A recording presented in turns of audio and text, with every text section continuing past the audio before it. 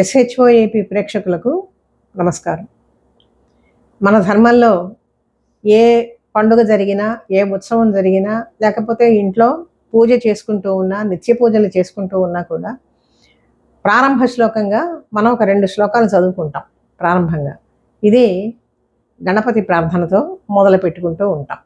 గణపతి అన్న గణపతి, లంబోదరుడు, వినాయకుడు, విఘ్ననాయకుడు, విఘ్నేశ్వరుడు, ఇటువంటి పేర్లన్నీ కూడా గణపతికి ఉన్నాయి.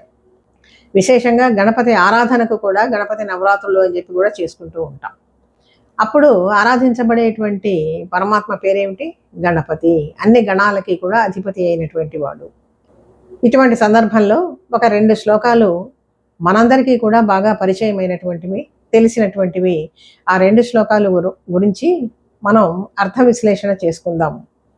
ముందుగా ఈ 2 శ్లోకాలను చదువుకుందాం. శుక్లాంబరధరం విష్ణుం శశివర్ణం చతుర్భుజం ప్రసన్నవదనం ధ్యాయేత్ సర్వవిఘ్నోపశాంతయే. అగజా ఆనన పద్మార్కం గజానన మహర్నిశం అనేకదంతం భక్తానాం ఏకదంతముపాస్మహే. ఏకదంతముపాస్మహే.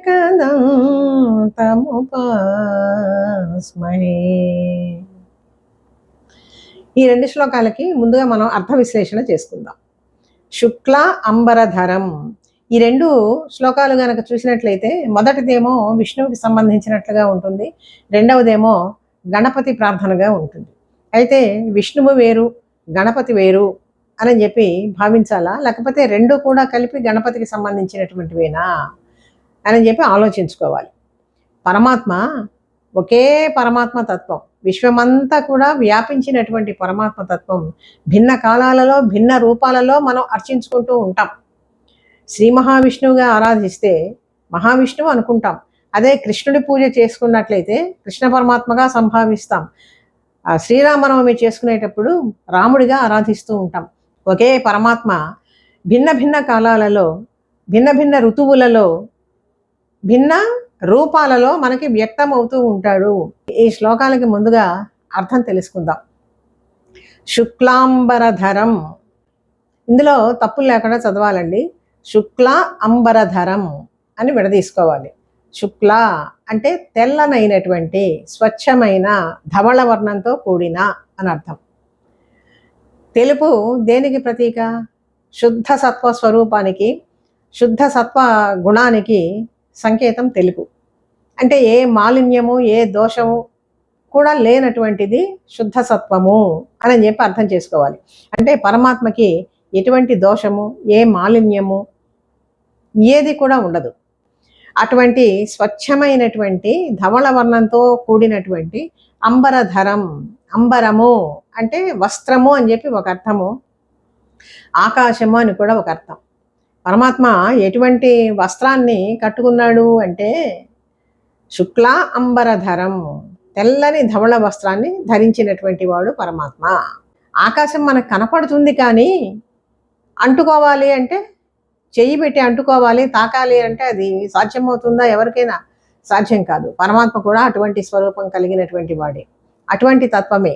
అందుకని ఆకాశ స్వరూపుడు భగవానుడు అని చెప్పి కూడా చెప్పుకుంటాం మన శాస్త్రాల్లో. కనిపించినట్లే ఉంటాడు, కానీ కనిపించకుండా ఉంటాడు. శుక్లాంబరధరం విష్ణుం, విష్ణుం అంటే సర్వము కూడా వ్యాప్తి చెందినటువంటి వాడు. పరమాత్మ తత్వం ఏ విధంగా ఉంటుంది? వ్యాప్నోతి ఇది విష్ణు, విశ్వం విష్ణు వషట్కారో భూత భవ్య భవత్ ప్రభో అని చెప్పి మనం విష్ణు సహస్రనామం చదువుకునేటప్పుడు మొట్టమొదటి శ్లోకమే అదే వస్తుంది. చివర్లో ఏమో ఏం చెప్తారు? ఏకో విష్ణుర్ మహద్భూతం పృథగ్భూతాన్యనేకశః. ఒకే విష్ణువు, ఒకే పరమాత్మ అనేక రూపాలలో, అనేక భిన్నమైనటువంటి రూపాలలో మనకి వ్యక్తమవుతూ ఉంటాడు అని కూడా చిట్ట చివర శ్లోకాలలో మనకి వస్తూ ఉంటుంది, విష్ణు సహస్రనామం గనక వినే అలవాటు గనక ఉన్నట్లయితే.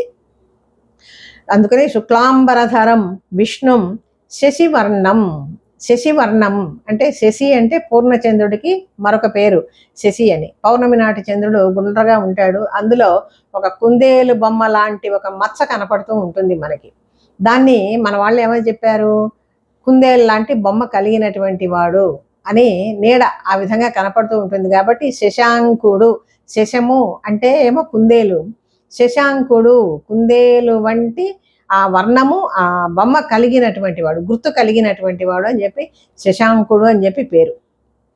శశము కలిగినటువంటి వాడు శశి, అందుకని శశాంకుడు శశివర్ణం అంటే తెల్లగా స్వచ్ఛంగా పూర్ణచంద్రుడు లాగా ఉండేటువంటి వాడు అని అర్థం చేసుకోవాలి. ధవళమైనటువంటి కాంతితో ఉండేటువంటి వాడు, సర్వే సర్వత్రా వ్యాపించినటువంటి వాడు, అంబరములాగా అంటనటువంటి వాడు, స్వచ్ఛమైన ధవళ వస్త్రాన్ని ధరించినటువంటి వాడు. శుక్లాంబరధరం విష్ణుం శశివర్ణం చతుర్భుజం. 4 భుజాలు ఉన్నాయి. ఈ 4 భుజాలు దేనికి సంకేతము అంటే మనకి పురుషార్థాలు 4 చెప్తారండి. ధర్మ అర్థ కామ మోక్షాలు. వీటిని సాధించుకోవాలి మనిషి జన్మ ఎత్తిన తర్వాత. అందులో మధ్యలో ఏమో అర్థకామాలు పెట్టారు. మొట్టమొదటిది ధర్మము, చివరిది మోక్షము. అంటే మన అర్థ సంపాదన కానీ, మన కామ సంపాదన, కోరికలు తీర్చుకోవటం కానీ, ఇవన్నీ కూడా ధర్మంతోనే ముడిపడి ఉండాలి అని చెప్పి సంకేతంగా ధర్మాన్ని ముందు పెట్టారు. అందుకని ధర్మ అర్థ కామ మోక్షాలు. ధర్మంతోనే అర్థం సంపాదించు, ధర్మంతోనే నీ కోరికలు తీర్చుకో. అన్యాయార్జితము, అక్రమార్జితము ఇటువంటివన్నీ కూడా పనికిరావు. డిగ్రీ, ఇంజనీరింగ్, పీజీ పూర్తి చేసి కూడా ఉద్యోగాలు లేకుండా నిరాశగా ఉన్నారా? బ్యాంకు ఉద్యోగాలైతే బాగుంటాయి కానీ పోటీ పరీక్షల శిక్షణా సంస్థల్లో ఫీజు మీకు భారంగా అనిపిస్తుందా? అయితే ఆలస్యం ఎందుకు? మన వెనిగండ్ల ప్రక్కనే ఉన్న కౌండిన్యపురంలోని కౌండిన్య ఐఏఎస్ అకాడమీలో హైదరాబాద్ నుండి అత్యున్నతమైన ఫ్యాకల్టీతో ఆర్థిక భారం మోయలేని వారికి సేవాభావంతో లాభాపేక్ష లేకుండా కేవలం మంచి ఫ్యాకల్టీతో అతి తక్కువ ఫీజుతో నిర్వహించబడుతున్న మన ఐఏఎస్ అకాడమీలో చేరండి, చేర్పించండి, ఉద్యోగం సాధించండి. వివరాలకు doctor EV Narayana, retired principal, TGPS college Guntur, founder and chairman cum managing trustee, Guntur, Andhra Pradesh. Cell number 9966112933. నీ పని గనక నీవు సక్రమంగా చేసినట్లయితే నీకు రావాల్సినటువంటిది ఏదో తప్పనిసరిగా లభ్యమవుతుంది. తద్వారా వీటన్నింటి నుంచి కూడా విడుదల కూడా, మోక్షము కూడా లభిస్తుంది అని చెప్పి 4 సూత్రాలు మన వాళ్ళకి చెప్పారు. వీటిని పురుషార్థాలు అని చెప్పి చెప్తారు. ఈ 4 పురుషార్థాలని 4 చేతులతో అనుగ్రహించేటువంటి వాడు. శుక్లాంబరధరం విష్ణుం శశివర్ణం చతుర్భుజం ప్రసన్న వదనం. తర్వాత విశేషణం ఏమేశారు, స్వామి ముఖం ఎప్పుడు కూడా ప్రసన్నంగా ఉంటుంది, ఎప్పుడూ చిటపట్లాడుతూ ఉండదన్నమాట. ప్రసన్న వదనం. ధ్యాయేత్ సర్వ విఘ్నోపశాంతయే. సమస్త విఘ్నాలని కూడా శాంతింప చేయటానికి, తొలగించటానికి ధ్యాయేత్ నేను ధ్యానిస్తూ ఉన్నాను. మళ్ళీ ఇక్కడ విఘ్నాలను తొలగించేటువంటి వాడెవడు? విఘ్నాధిపతి అయినటువంటి వాడు గణపతి అని చెప్పి చెప్పుకుంటాం కదా. అంటే ఇటు గణపతిని ప్రార్థించిన, విష్ణు స్వరూపుడైన అన్నీ కూడా ఒకటే అని చెప్పి మనం అర్థం చేసుకోవాలి. ముందుగా మనం ఏ పని మొదలు పెట్టుకున్నా కూడా నిర్విఘ్నంగా జరగాలి అని చెప్పి కదా మనం మొదలు పెట్టుకునేది. అందుకని సర్వ విఘ్నోపశాంతయే, అన్ని విఘ్నాలని కూడా ఉపశమింప చేయటానికి నేను ధ్యానిస్తూ ఉన్నాను అని చెప్పి మొదటి శ్లోకానికి అర్థం. రెండో శ్లోకం ఏంటి? అగజ ఆనన పద్మార్కం. అగజ అంటే పార్వతీదేవి, హిమవంతుని యొక్క కుమార్తె. పర్వతము, అగము అంటే పర్వతం అని అర్థం. ఎప్పుడో ఒక కాలంలో పార్వతీదేవి హిమవంతునికి కుమార్తెగా జన్మించింది. ఆమె హైమవతి అని చెప్పి పేరు. ఆ పార్వతీదేవికి 2 కుమారులు, ఒకడు గణపతి, రెండోవాడు కుమారస్వామి. ఈ గణపతిని చూస్తే, బాల గణపతిని చూస్తే ఆ తల్లి ముఖం చాలా విచ్చుకుంటుందట సంతోషంతో. అంటే ఏ కొడుకు కుమారుణ్ణి చూసినా తల్లి ముఖం ఆనందంతో విప్పారుతూ ఉంటుంది కదా. అందుకని పార్వతీదేవి ముఖాబ్జము కూడా అదే విధంగా ఉంటుందట. పార్వతీదేవి యొక్క ఆనన పద్మార్కం, ఆననము, పార్వతీదేవి యొక్క ముఖాబ్జమునకు, ఆననము అనేటువంటి పద్మమునకు అర్కుడు లాంటి వాడు, అంటే సూర్యబింబము లాంటి వాడు గణపతి. ఎందుకని ఈ విధంగా చెప్తున్నారు ఈ పోలిక అంటే, సృష్టిలో సూర్యోదయం కాగానే పద్మాలు వికసిస్తూ ఉంటాయి. అందుకని ఈ బాలగణపతి అనేటువంటి అర్కుణ్ణి చూడగానే, భాస్కరుణ్ణి చూడగానే తల్లి యొక్క ముఖాబ్జము సంతోషంతో బాగా వికసిస్తూ ఉంటుంది అని అర్థం. గజాననం అహర్నిశం. ఎప్పుడు సంతోషపడుతుంది ఆమె? ఎప్పుడు కూడా, అంటే పగలు రాత్రి కూడా సంతోషపడుతూనే ఉంటుంది కుమారుణ్ణి చూసుకొని. గజాననం, ఈయన ముఖం ఎలా ఉంది? ఏనుగు ముఖం కలిగినటువంటి వాడు. ఏమిటండి ఇది మరి ఏనుగు ముఖము అని చెప్పి నేను అంటారు అంటే, అంతే గణపతి ముఖం చూస్తే, గణపతిని చూస్తే ఏనుగు ముఖమే కదా, అది శుభానికి సంకేతం, ఐశ్వర్యానికి సంకేతం. గజము అని చెప్పి నేను అంటామండి. గజలక్ష్మి స్వరూపం కూడా మనం చూస్తూ ఉంటాం, 2 ఏనుగులు అటు ఇటు లక్ష్మీదేవిని సేవిస్తున్నట్లుగా.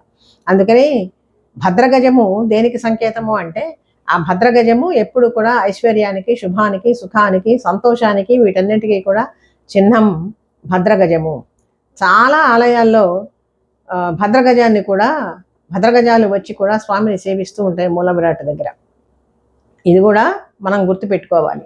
అందుకని లక్ష్మీ స్వరూపమైనటువంటిది గజము, ఐశ్వర్య ప్రాప్తిని ఇచ్చేటువంటిది గజముఖుడు అని చెప్పి మనం అర్థం చేసుకోవాలి. ఆ గజ ఆనన పద్మార్కం గజానన మహర్నిశం అనేకదం. ఇక్కడికి ఆపాలి. అనేకదం, అనేక దా అంటే ఇవ్వటము, ఇచ్చేవాడు. ఏమిటిస్తాడు? అనేకమైనటువంటి కోరికలను తీర్చేటువంటి వాడు. ఒకే భక్తుడు ఎప్పుడు ఒకే కోరికను కోరుకోడు, అనేక విధాలైనటువంటి కోరికలను కోరుకుంటూ ఉంటాడు. అందులో కోటాను కోట్ల మంది ప్రజలు ఎప్పుడు కూడా భగవంతుని ఏదో ఒక కోరిక కోరుతూనే ఉంటారు. అనేక రకాలుగా వాళ్ళ బాధలు నివృత్తి చేయమని, నివారణ చేయమని చెప్పి కోరుకుంటూ ఉంటారు. అందరి కోరికలను కూడా తీర్చేటువంటి వాడు, అనుగ్రహించేటువంటి వాడు. అనేకదం తం భక్తానాం ఏకదంతం ఉపాస్మహే.